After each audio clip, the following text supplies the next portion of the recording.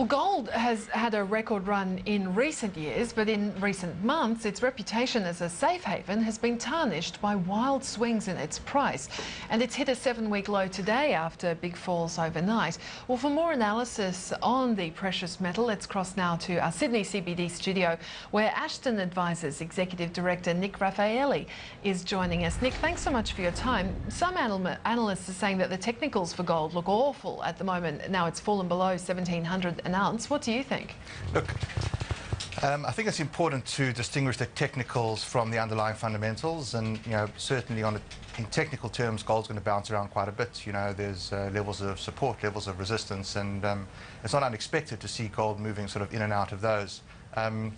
We're a fund manager, and what we tend to do is try and look at things on a more fundamental basis. So we sort of look a few years out, and we try and understand kind of what the drivers are that could move gold in one direction or the other. And I have to say, everything we're saying, both from a short-term catalyst perspective and from a longer-term perspective, points to gold going higher in the months and years to come. Where do you see it heading? I've seen one trader tipping at least $2,000 an ounce in 2012. Yeah, look, I mean,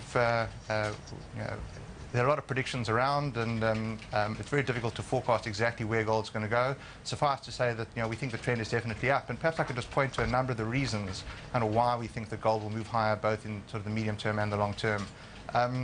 Gold tends to respond well to sort of fear and uncertainty, and at the moment over the past few months we've been seeing quite a bit of that, certainly out of Europe in terms of what's going on with the Eurozone, potential defaults by sovereigns, issues that the US has had with regard to the debt ceiling, etc.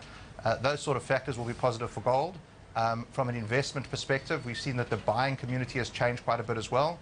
In the last couple of years, central banks have become net buyers of gold, this for the first time in 2 decades. So central banks from the likes of Colombia, Mexico, Venezuela, India, Sri Lanka, Russia, South Korea, etc. All of these central banks are now starting to buy gold. Why are they doing so? And this, I guess, goes to the heart of it. They're buying gold because they are concerned about the outlook for the main paper currencies, the main fiat currencies of the world, the euro, the US dollar, and the yen.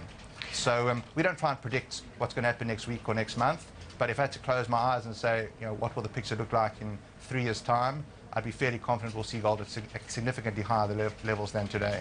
Because there has been a lot of talk about the fact that gold seems to have lost its safe haven status, that now, rather than, it seems to be correlated to riskier assets like equities. So you think this is perhaps just a short-term thing? Look, there was a significant drop in the price of gold earlier in the year, and I think that was driven by 2 main things. The one was profit-taking. Gold had a tremendous run from roughly 1,400 to in excess of 1,900. So there was profit-taking there.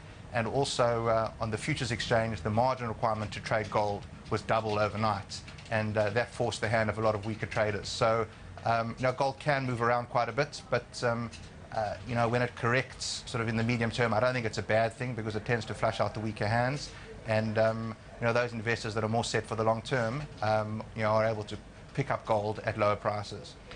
Just looking at this new product that you've launched, Ashton Advisors or Ashton Group's launched a gold share class for 2 of its funds. Can you just give us some details about this and why you've decided to do it? Yeah, absolutely. It's quite a novel and innovative approach that we've taken. Certainly we haven't seen much like it in the market.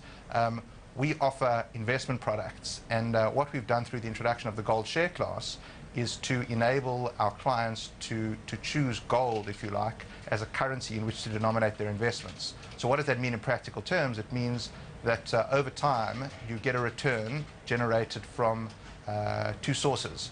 The one source is the underlying performance of the product, and the second source of the performance is the movement in the price of gold. So what we think is likely over the next few years is that the product will perform according to how Ashton manages it, obviously, but in addition, we think gold will move higher, albeit not in a straight line, and there'll be volatility along the way, but we think that an added source of return for our clients will be the increase in the price of gold. What sort of return are you promising investors? We're not in the business, I don't think any fund manager is in the business of promising returns. I suppose the best we could probably do is sort of look back to previous comparable periods. If you look back to the early 1970s, for example, there was a period of inflation in the US, not hyperinflation. I'm talking low single digit, rather high single digit to low double digit. And we looked at the response of gold in that environment, and over the period of, I think it was 72, 73, and 74, gold more than doubled in response to moderate increases of inflation. So we look at what could happen in the US over the next few years as a result of quantitative easing, what the Fed has done in terms of increasing its balance sheet, the $1.4 trillion of Treasury securities that the Fed has purchased, and what that could do potentially for inflation in the US. And we think if you're able to sort of look that far out, potentially gold has got quite a bit further to go. I just want to ask you one last question as well, I guess a general one. We've been hearing a lot about, obviously, retail investors unsure what to do in the current climate, given all the uncertainty about what's going to happen with Europe. And we've also been hearing reports too that investment managers and fund managers are unsure at the moment too, that they're pretty much packing up, going on holidays because they've never seen anything like these markets at the moment, and they really just are unsure what to do. Is that something that is happening at Ashton Group? Are you finding this a really tough time at the moment to know what to be buying, to know what to do? Look, there's no question. There are points when the market presents you with better or easier opportunities, and there are points when the market makes it more challenging for you. We think that the current environment is if you like, more suitable for trading-orientated managers. So, managers who can be more nimble and flexible in terms of how they move their books around, as opposed to sort of buy and hold type managers. And we've certainly been taking that on board in terms of how we allocate capital. But I certainly take your point. It's the last few months, perhaps the whole of 2011, has proved to be a challenging period for fund managers, no question. So, your ratios of how much you're parking in cash at the moment, are you able to tell us that? We tend to try and be fully invested because our investors don't sort of pay us to hold the money in cash. If one looks, there are opportunities out there. They don't always reward you from one day to the next, so you need to be a little bit patient, and you need to be, I guess, sort of broad-minded and flexible in terms of how you allocate the capital. We tend not to hold too much cash if we can avoid it. Nick, great to talk to you today. Thank you so much for your time. Thank you very much. Nick.